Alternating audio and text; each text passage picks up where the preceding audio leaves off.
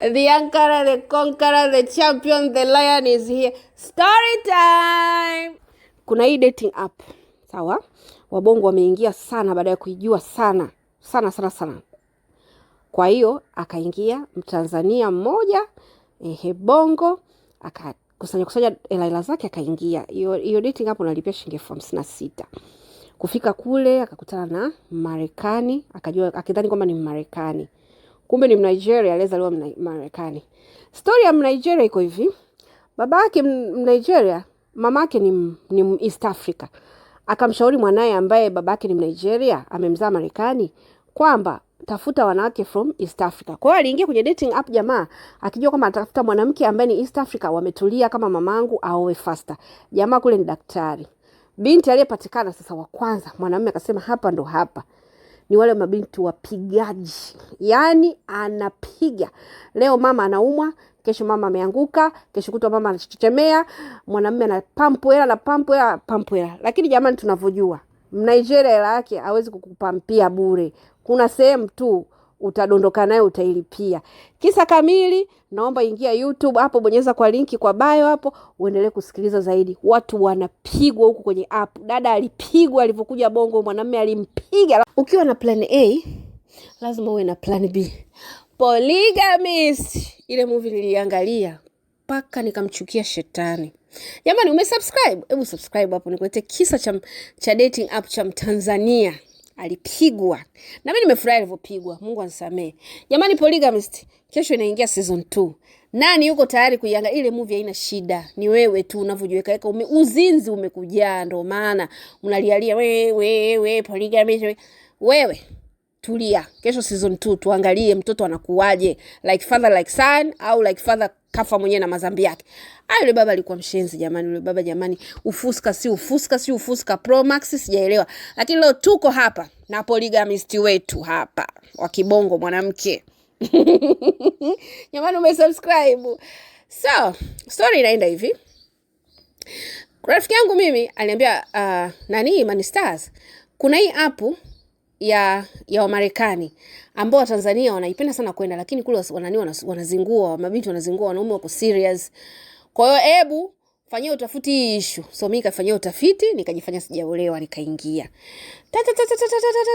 Sasa nikakutana na Nigeria. Nikajifanya sasa mimi nimeweka picha ya mtu mwingine kabisa, anajua ni mimi, yani mtu mwingine kabisa, ni sio mimi. Akanifuata, akaniapproach, naomba namba yako. Nikasema okay, labda ndo wale unaomba namba, una slide WhatsApp. Kaniambia, dada, mimi sijaje kwamba nakutaka kimahusiano wala nini. Ni nini mbaya? Mimi, wewe ni Mtanzania, nimeona umeandika hapa Mtanzania. Nikamwambia ndio maana nimekuja. Jamani, waambie Watanzania wenzako waache ujinga. Ni nini tena jamani? Yaani wanakuja huku wanajifanya wazuri nini, tunawapokea, kama mnawapokea Marekani, mnawapokea kwenye WhatsApp. No, kama hivi mimi nimekufuata, nimekufuata, tunaanza conversation, tumeanza conversation vizuri, tumeongea, tunapigana WhatsApp call wiki ya pili, mimi wiki ya kwanza. Mimi kwa mfano nimekufahamu leo Ijumaa, obvious Jumapili nataka kukuona, sawa? Tunaongea vizuri, nimekuona, nimekufahamu. And then Jumatatu mtu anaanza kujililisha. Kwanza anaanza kukasirika. Ni nini? Leo sijala, unajua sifanyi kazi, biashara yangu imekufa. So you feel pity. Kasema huyu ni nani jamani, ujinga wa kwanza huyu. Kwa hiyo nikana mtumia hela, naambia nipe Western Union, nimtumia Western Union, anatuma passport yake, namtumia. Mara nitumie kwa benki, niende kachukulie benki. Mara kwa sasa zile details zake nikaa mimi nazo. Namtumia kwa sababu, nikamwambia kwa nini ulikuwa unafanya hivyo lakini, yani why mtu mjui unamtumia hela? Akaniambia mimi ni Nigeria by ubini, yani kwa mfano Mchaga anaishi Marekani, Mnyakyusa anaishi Marekani, lakini babake aenda Marekani, babake Nigeria aenda Marekani, akaoa East Africa. Sasa siwezi kutaja nchi. Huyo East Africa alikutana naye huko Marekani. Wakazaa watoto, so obvious mtoto ni mixture magharibi na mashariki, lakini anabeba last name ya baba ambao ni Nigeria. So ana majina yale ya clean, so yale ya Omotitidi, Omotototo, Omamama, sijui maana nini. Ana majina yale clean, labda Robert au Francis au Jackson au nini. Mtoto kakulia kule Marekani, mpaka amesoma amaliza amekuwa daktari. So mamake akamwambia, my son, mimi sijijua kuhusu culture ya Nigeria. Naona ni ngumu sana. Na kushauri kama unataka kuoa mwanamke aliyetulia kwa West Africa, hawana shida. Kwa mtoto unajua Esan mtoto wa mwanamume na mamake. Akasema sawa, akawa anatafuta sasa kwenye hizo dating app, akaamba kuna hii dating app ya Afrika Mashariki. Ndio sasa ambao mimi manistari ambao niingie, kuna michezo mingi inachezeka kule. Haya, nikaingia bwana. Kuingia ndo nikakutana na mtoto ameniangukia analia. Sasa anajua anaongea na age mate wake. Kumbe anaongea na mama la miaka 69. Nikamwambia pole, mamako kukueleza kwamba usitume hela. Akaambia mimi mama tu alivyoniambia hivyo akaniacha hivyo. Akaambia wanawake wazuri East Africa wanaendeleza visa, yani wametulia, sio kama Nigeria wako yani hype na hawana mambo ya michezo. Kumbe huku Bongo bwana kuna wajinga wameshajanjaruka wanataka kupiga. Jamani, utapiga pesa zote, sio pesa ya mtu wa magharibi.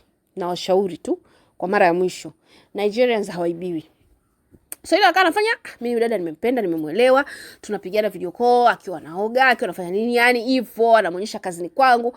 Kumbe mwanamke anapiga two time, yani anajua hapa, alafu Dar es Salaam ana mtu, yani ana mume wake. Hivyo kwa akana vuta hela.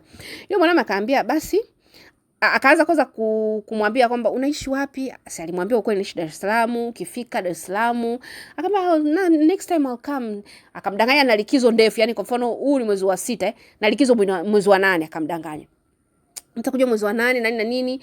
Kwa hiyo nikija nitakuwa nafikia hotel gani. Kwa yule kaka kana Google kule Marekani, kwa Google Tanzania ni rahisi sana. Kwa akaambia unaona kuna Zanzibar, Zanzibar tutaenda Zanzibar, kuna Kilimanjaro, tutaenda, kuna Masai, kuna Serengeti. Sasa madaktari wa Marekani wana hela. Yani daktari wote Marekani ana hela. Sasa msichana anavuta hela. Shangazi anauma. Biashara yangu mbovu.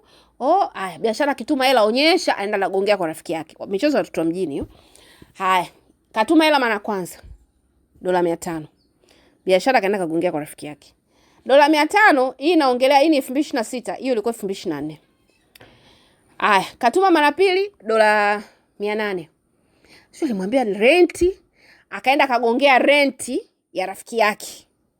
Yani ilibidi agongee hivyo, waenda kaongea na landlord wamwachie. Kwa hiyo yule akana anakusanya zile karatasi zile za kitumio receipt, anaamini ni hivi. Akajua mwanamume mpaka aje, labda alimdanganya labda Disemba. Nitakuwa nimeshakamilisha vitu vingi, kwa there's still time ya mimi kumpiga.